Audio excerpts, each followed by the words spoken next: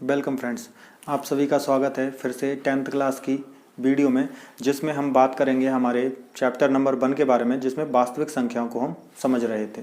ये उसका दूसरा पार्ट है। अब हम इसमें जो टॉपिक हमने रह गए थे, अब उन्हें हम आगे पढ़ेंगे। तो आइए अब उन्हें हम समझ लेते हैं।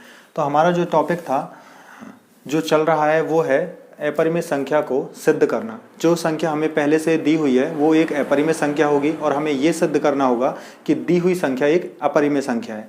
जैसे एक उदाहरण हमने लिया हुआ है, जिसका ना जो है √2 एक अपरिमेय संख्या है। तो हमें इसे सिद्ध करना होगा कि ये अपरिमेय संख्या है या नहीं है। तो आइए हम इसको शुरुआत करते हैं। तो सबसे पहले जो हमें कथन दिया हुआ है, उस कथन के विपरीत जब भी हम किसी भी कथन को सिद्ध करना चाहते हैं, तो सबसे पहले हमें उस कथन के विपरीत कथन बनाना होता है या फिर मानना होता है। तो अगर ये अपरिमेय संख्या सिद्ध करनी है हमें, तो पहले हमें मानना होगा कि ये एक परिमेय संख्या है। तो हम यहाँ लिखेंगे, माना √2 एक परिमेय संख्या है। अब इसके बाद यदि एक ये है परिमेय संख्या है, तो हम √2 को p/q के रूप में लिख सकते हैं। इसका मतलब है कि हम √2 को भिन्न के रूप में परिवर्तित कर सकते हैं। तो हम यहाँ लिखेंगे √2 बराबर होगा p/q। तो जो यहाँ पर हम इनको p/q के रूप में लिख रहे हैं, तो यहाँ पर p, q एक पूर्णांक होगा, एक पूर्णांक है, और जो q है वो कभी भी बराबर नहीं होगा 0 के, क्योंकि अगर ये 0 के बराबर होता है तो यहाँ पर जब हम भाग देंगे तो हमें वह मान प्राप्त नहीं होगा जो प्राप्त होना चाहिए। अब इसके बाद हमने यहाँ पर जब इनको अपरिमेय संख्या को परिमेय संख्या माना है, तो हमने p/q के रूप में इसे लिखा और p और q को एक पूर्णांक माना। तो जो हमने इनको पूर्णांक माना है, तो हम कहेंगे कि p, q एक ऐसे पूर्णांक हैं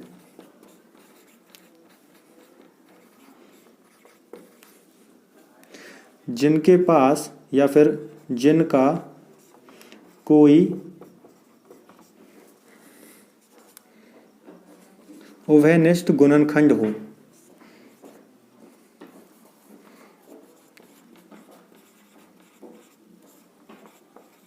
उभयनिष्ठ गुणनखंड है। तो हमने इनको एक ऐसे पूर्णांक के रूप में माना है कि जिनका कोई पहले से ही एक उभयनिष्ठ गुणनखंड है।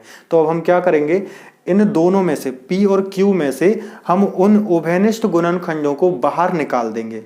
जब हमने उन दोनों ही उभयनिष्ठ गुणनखंडों को यहाँ से बाहर निकालेंगे, तो √2 जो है वो एक दूसरे पूर्णांकों के रूप में परिवर्तित हो जाएगा। तो हम यहाँ इसको कुछ इस प्रकार से लिख सकते हैं कि √2 बराबर हो जाएगा a/b के रूप में। तो हमने यहाँ पर a/b के रूप में इसे परिवर्तित कर दिया है, और जो a और b, यहाँ पर a, b भी पूर्णांक हैं, और जो ये पूर्णांक हैं ये सहअभाज्य पूर्णांक होंगे। ये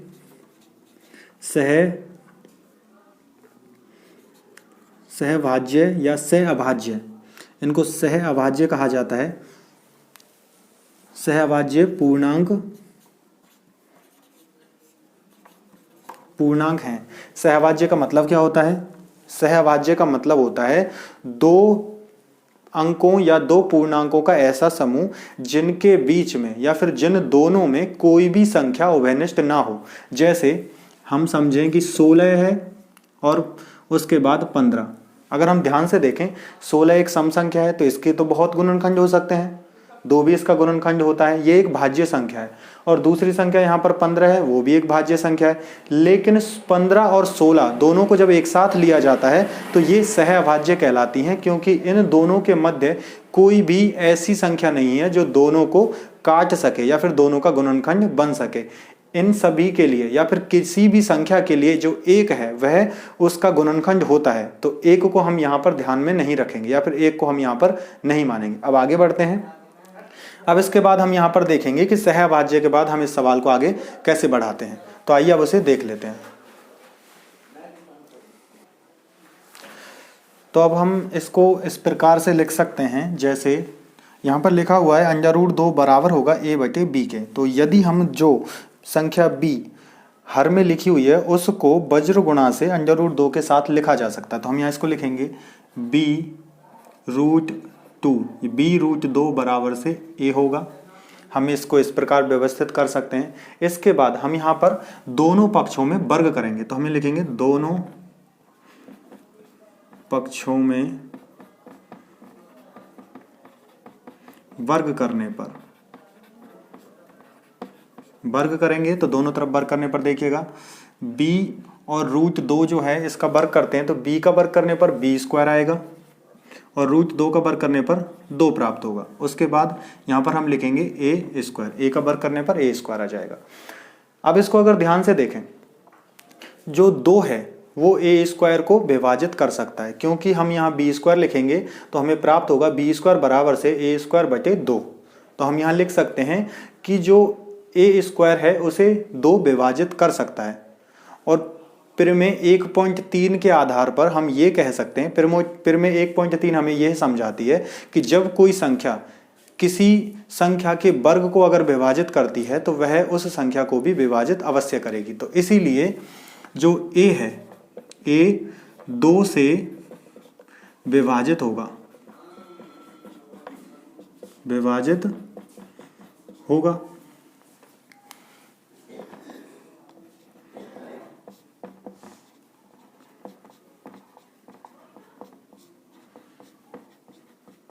हमने इसको यहाँ पर इस वजह से लिख दिया है कि हमने यहाँ पर प्रमेय 1.3 का प्रयोग किया है।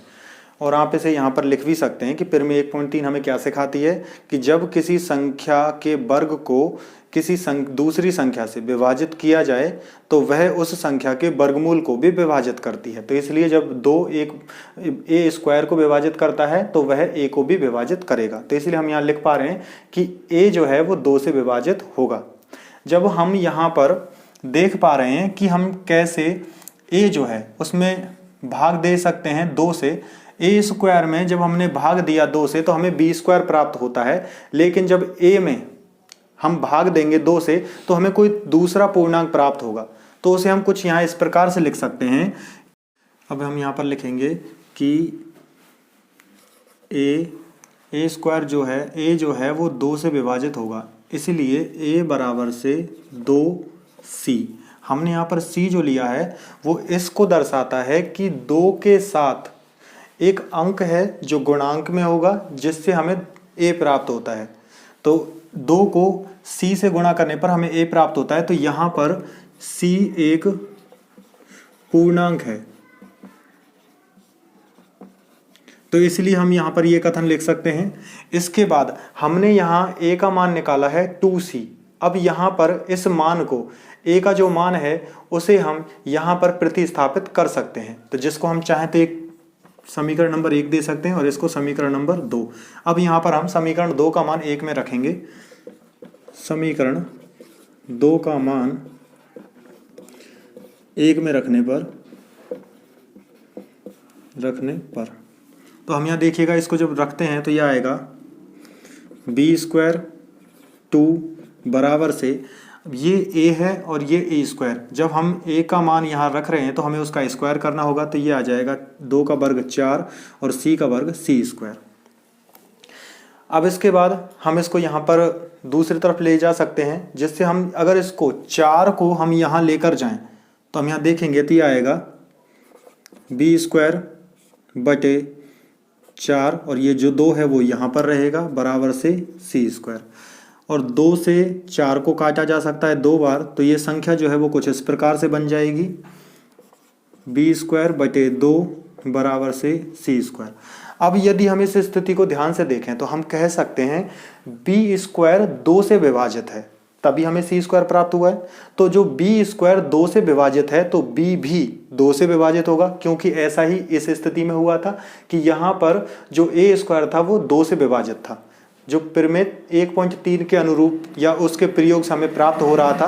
अब हम यहाँ पर कहेंगे कि जो b² है वो 2 से विभाजित हो रहा है, तो इसीलिए b भी 2 से विभाजित होगा। अब यहाँ b² 2 से विभाजित हो रहा है, तब b भी 2 से विभाजित होगा। जब b भी 2 से विभाजित हो रहा है तो अगर हम इस कथन को अब ध्यान से समझें कि यहाँ 2 जो है वो b में भी भाग दे रहा है और यहाँ पर जो 2 है वो a में भी भाग दे रहा है। यहाँ पर a और b दोनों में ही 2 का भाग पूर्ण रूप से जा रहा है, लेकिन अगर हम पिछले कथन की ओर ध्यान से देखें तो हमने a और b को एक ऐसा पूर्णांक माना था जो सहअभाज्य है। सहअभाज्य का मतलब जिसमें किसी भी संख्या से भाग नहीं जाएगा। तो अब हम यहाँ पर कह सकते हैं कि a, b का एक उभयनिष्ठ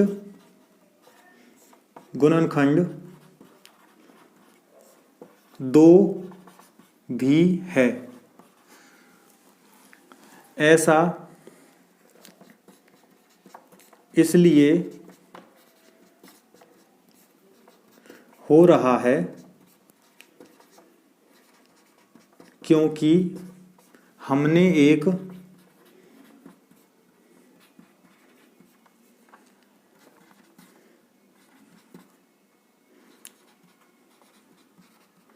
विरोधाभासपूर्ण कल्पना कर ली थी।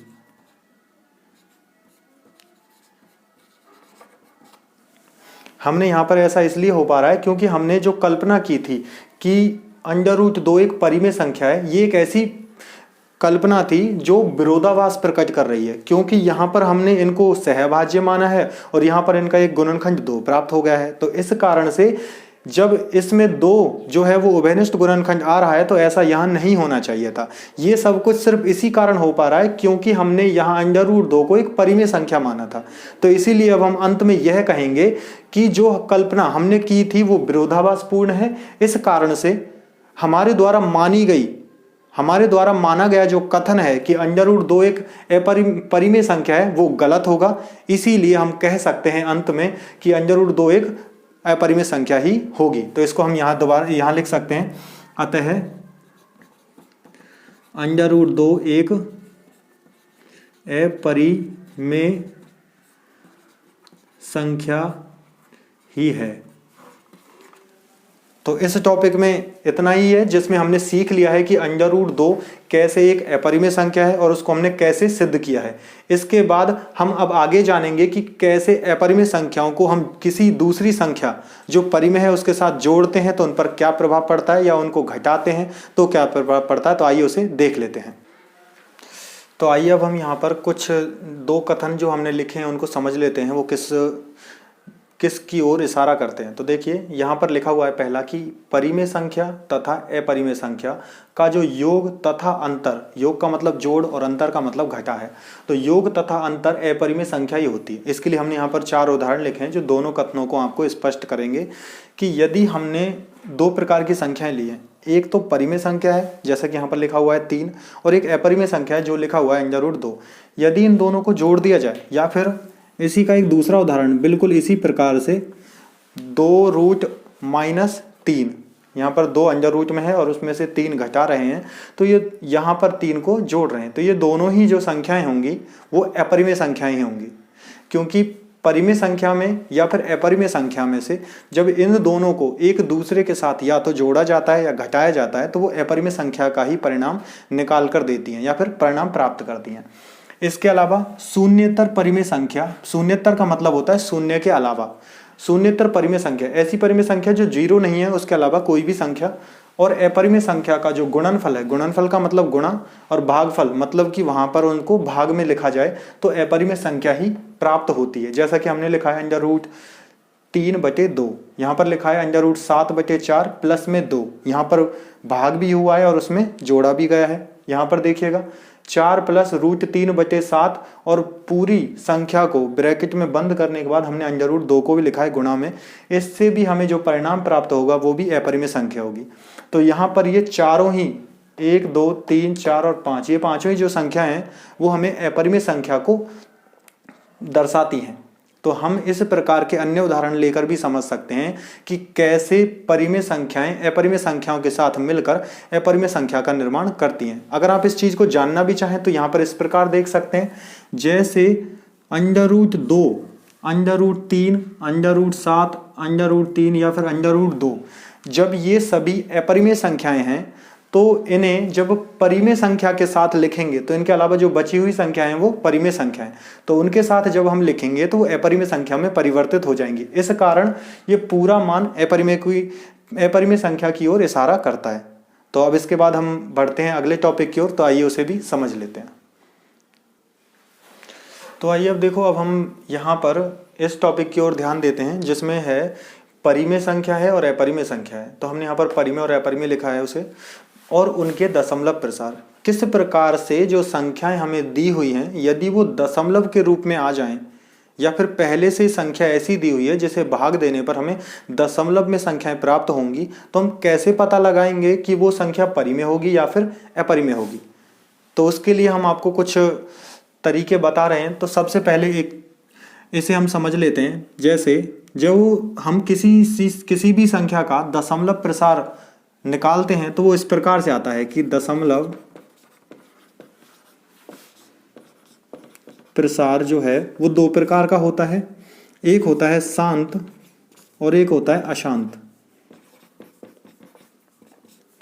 जो शांत है, शांत का मतलब होता है जैसे हमने 7 में भाग दिया 2 से तो हमें प्राप्त हुआ 3.5। इसका मतलब है दशमलव के बाद संख्या का भाग जाना समाप्त हो गया है। भाग जो हम उसमें दे रहे थे वो भाग पूर्ण रूप से चला गया है, इसलिए ये संख्या शांत हो चुकी है। तो इस प्रकार की जो संख्याएं होंगी उन्हें कहा जाता है शांत।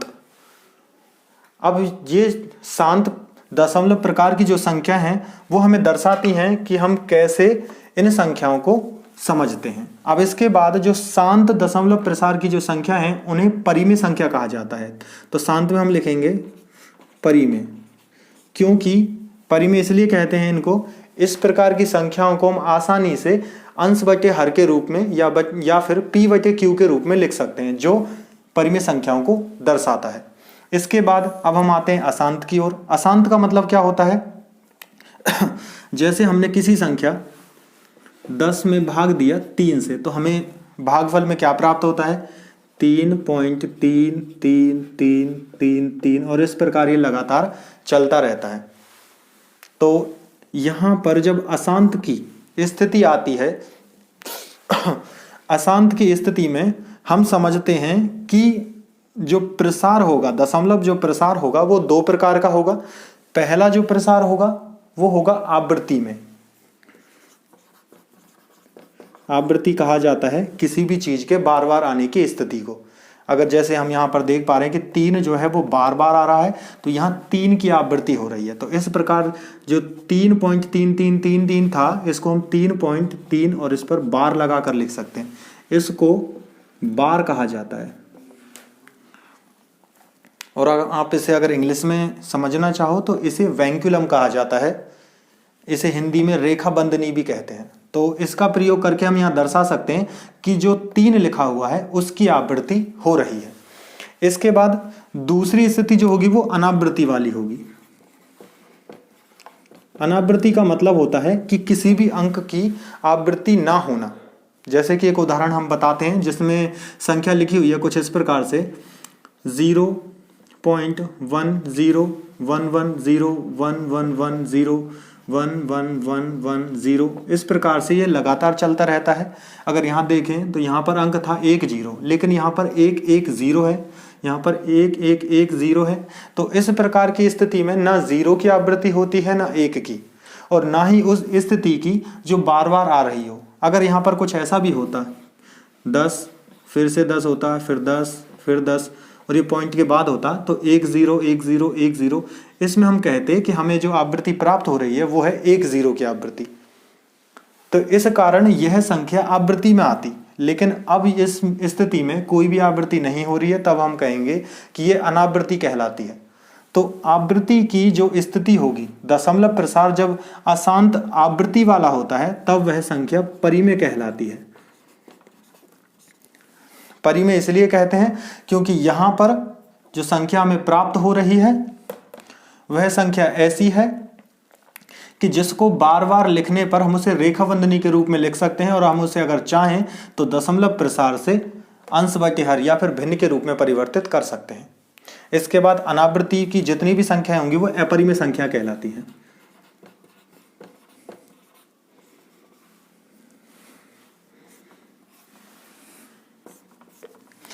तो इसमें हमने दशमलव प्रसार को समझा है कि कैसे दशमलव प्रसार जो है वो शांत होता है और अशांत होता है। उनके उदाहरण भी समझे हैं कि कैसे किस प्रकार की संख्या के लिए दशमलव प्रसार शांत माना जाता है और किस प्रकार की संख्या के लिए अशांत माना जाता है। अशांत को भी दो भागों में बांटा, आवृत्ति और अनावृत्ति, और हमने प्रत्येक स्थिति में जान लिया कि कब हमें जो हल प्राप्त होगा वो परिमेय संख्या कहलाएगी और कब जो हल प्राप्त होगा वो अपरिमेय संख्या कहलाएगी। अब इसके बाद एक अंतिम टॉपिक है, उसे भी हम समझ लेते हैं। तो आइए उसकी ओर ध्यान देते हैं। तो आइए अब हम हमारे अंतिम टॉपिक की ओर ध्यान देते हैं, जो हमें एलसीएम और एचसीएफ के बारे में एक संबंध दर्शाता है कि कैसे एलसीएम का गुणा अगर हम एचसीएफ से करें, ये एलसीएम और एचसीएफ हमें कहाँ से प्राप्त होगा? उन संख्याओं से जो हमें पहले से दी हुई होंगी। किसी सवाल की जो संख्याएं हैं यदि उनको आपस में एक दूसरे से गुणा कर दिया जाए और जो गुणनफल हमें प्राप्त होता है उसका मान बराबर होता है उन्हीं संख्याओं के एलसीएम और एचसीएफ के गुणनफल के। इसको उदाहरण से एक बार हम समझ लेते हैं ताकि हम इसको सत्यापित कर सकें। तो देखिए हमने एक उदाहरण लिखा है 10,20। हमने इसलिए इस प्रकार की सरल संख्याएं ली हैं ताकि आप इसे आसानी से समझ सकें। सबसे पहले हम इनका एलसीएम ज्ञात करते हैं। एलसीएम के लिए दोनों ही संख्याओं को एक साथ लिखना होता है। तो 10,20। तो सबसे पहले हम इसमें उन संख्याओं से भाग देंगे जो सबसे छोटी संख्याएं होंगी और अभाज्य संख्याएं भी होंगी। तो सबसे पहले 2 से हम इसमें भाग देते हैं, दोनों संख्याएं ये सम हैं। तो 10 में भाग देने पर हमें 5 प्राप्त होगा और 20 में भाग देने पर हमें 10 प्राप्त होगा। जब तक किसी एक संख्या में 2 से भाग जा रहा है तब तक हम भाग देना बंद नहीं करेंगे। तो हम यहाँ फिर से 2 से भाग देते हैं, यहाँ 5 ही रहेगा। जिस संख्या में भाग नहीं जाता उसे वैसा ही उतार दिया जाता है। अब 10 में फिर से हम भाग देंगे, 5 आएगा। अब 5 से फिर अब हम यहाँ 5 से भाग देंगे, 5 से एक बार भाग जाएगा और यहाँ भी एक बार। ये भाग की प्रक्रिया तब तक चलती है जब तक हमें दोनों संख्याओं के नीचे 1,1 या फिर 3 संख्याएं तो 1,1,1 प्राप्त नहीं हो जाता है। तो इस प्रकार जो अंक हमें गुणनफल में प्राप्त हुए हैं, यहाँ पर गुणांक के रूप में जो प्राप्त हुए हैं वही हमारे एलसीएम कहलाएंगे। तो देखिए, तो हम यहाँ लिखेंगे 2 गुणा 2 गुणा 5। तो इसको गुणा कर सकते हैं। 5 गुणा 2 करने पर आता है 10, 10 गुणा 2 करने पर आता है 20। तो जो इसका एलसीएम है वो 20 होगा। एलसीएम बराबर से 20 होगा। अब इसका एचसीएफ निकाल लेते हैं। तो एचसीएफ के लिए हम इन दोनों के जो गुणनखंड हैं वो अलग अलग करने होंगे। तो देखिए, सबसे पहले 10 के गुणनखंड करते हैं।